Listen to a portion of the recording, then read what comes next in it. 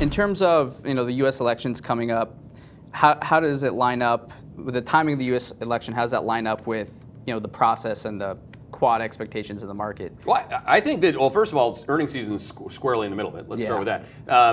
Earnings season and the election. What could possibly go wrong? And again, there's a vaccine, so don't worry. Rate on time, and that's why, like, most people are going with that narrative. It's a lot easier to understand, right? Yeah. It's a lot easier to not get up at 4:30 in the morning, have 40 people on your research team, use data before you use their qualitative thoughts, and then make a portfolio-based decision. That's a lot harder, right? It's pretty easy to say, well, let me tell you a story about some vaccine and how this is all going to turn. I've seen it 1,000 to 1,000,000 times, right? People on Wall Street tell theme-based macros, what we call it. They tell you a story, it sounds plausible. Well, let me tell you a story. Shit's going to keep hitting the fan. Okay, let's start with that story, okay? I don't think I hear that one very often on TV, do you? Like, because of what you just asked about. Yeah.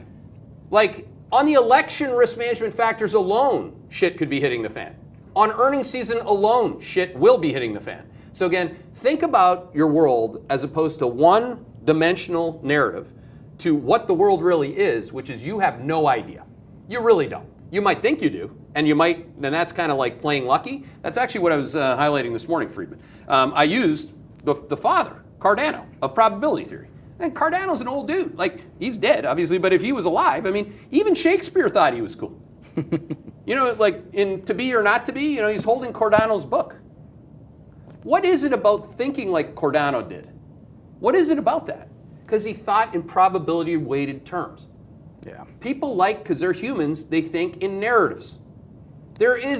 That's why people hate me, basically, right? That's the hardest. Because I'm saying your bloody narrative sounds smart, but you think you're so smart. And if you could show me you could do that over 20 years in portfolio risk management space, I might believe you are indeed what you think you are, which is you've been divined. I mean, you're like Kramer and whoever. You just know better. I'm not that guy. I want you to be that guy or gal. I want you to think in probability space, in volatility space, which drives probability space. This goes back to Cardano's like 16th century. No, 17th. That's 17th century, right? And we're just getting to that today. Yeah. No, probabilities are probably the hardest thing for, I think, new investors to really wrap their head around when making decisions. Yeah. Just like what's the higher probability outcome? Right. I mean, well, we know that there's a very high probability that earnings remain negative on a year-over-year basis. Yeah. We know that there's a high probability outcome that the election is going to be volatile in terms of Trump's gap. Yeah. These are known knowns. Or just, dealing with short-term price movements that may be going against your prevailing view, the high probability outcome. And then you have the event, like Ami, right, with some of his tech stocks, like Medallia, going down massively off that run up to the print. Smart Sheet down, huge call on the short side. Some people, though, let's just talk quickly about one of your stocks. Yeah. Let's think about this. This is how people start to think about catalysts. This is another way to answer your question on. I like your questions.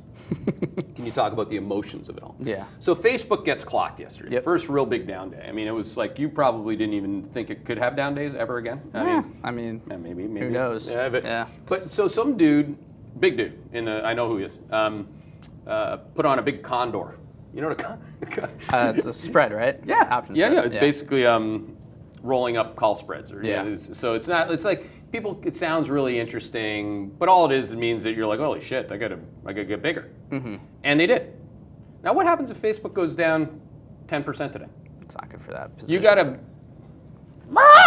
gotta do some more condoring, I guess. I don't know, but you're not gonna like that. Yeah. And it's a really interesting thing to see Google and Facebook, because Google and Facebook still have cyclicality. Last I checked. Yeah. And that's part of earnings. Well, it also lines up perfectly. I mean, if you think about with the cadence and the growth rates on advertising spend, really bottomed out March, April. We saw that rebound. I think you sent that chart around yesterday that showed the search trends for different consumer items. Yeah, it was an internal chart for those of you. Yeah, but it looks just like Facebook's revenue, right? Yeah. You get a peak in June, and then things start to slow down and roll over. Mm-hmm. So it is all cyclical, right? I mean, that's 100%. Yeah, just to give you a look on what that chart looked like, yesterday what I did, and it's all data science, but I mean, it's scraping the web. So when you look at what actually happened in the economy, so when you talk about it in terms of, Darius actually has this great, if you guys can find it, he sends his notebook doodles to institutional clients, and there's this one that's just awesome because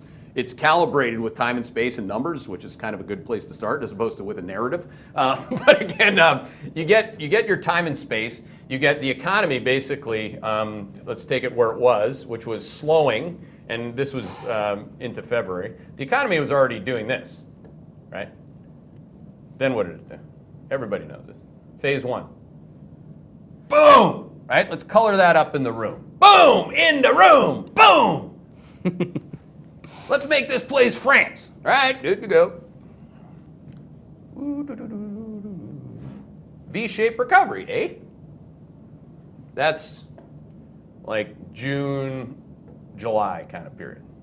Now, when you look at the data in August, it's kind of gone like this. That's it. Now, what if you take, don't tell anyone this, what if you go from the peak of the cycle here, and you draw a line that goes like this? Hold on. Can I get up and draw something on that? Hold on. One second. Can I try? Now, what do you want? One more point before you draw on it, because I want to Yeah. finish this thing. Yeah, no, go for it. Now, if you work on ye old wall, I think that this is going to be a V-shaped recovery. So I'm going to go get along this dot. At some point, we are going to land there. Okay. 2021, that's where they think. And by the way, in 2021, we actually think we're going to start to recover off a lower point. That's the view right now, but go for that. Yeah, no. So without the accent. I'm going to give it a shot here, but I mean, so over this period, right, you have multiples compress, and then multiples go down, and then now multiples are all the way up here. Oh, yeah. There's right? that So that's the other thing. So I'm looking at all these advertising stocks that are cyclical, Facebook, Google, Pinterest, Snap, all of them. You know, they all experienced this. They've all experienced this, peaked in July, and all guided to a slowdown at the end of the quarter, which is exactly what we're seeing in the data. Meanwhile, that's your multiple. And it's all getting priced off of not only 2021, but let's go out to like 2024. Oh yeah, that's the best. You know, so it's really, I mean, it's going to be a really interesting experiment as we go in the next couple months here, because growth is, you know, you had this like massive reflexivity multiple expansion off this V shape. Well, now it's starting to slow down a little bit here, and you have this massive multiple gap. And so then the question becomes, is that sustainable? And I think it's going to be hard to, especially with the quad. There's a big difference. I mean, just to slap this together here, this looks like a V.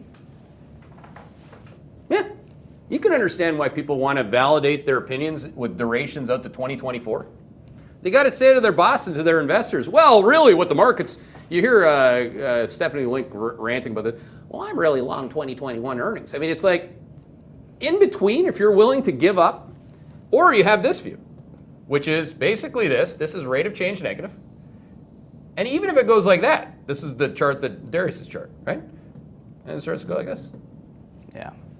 That's a lot different than that, right? There it is. Look, see that? Yeah, that's exactly right.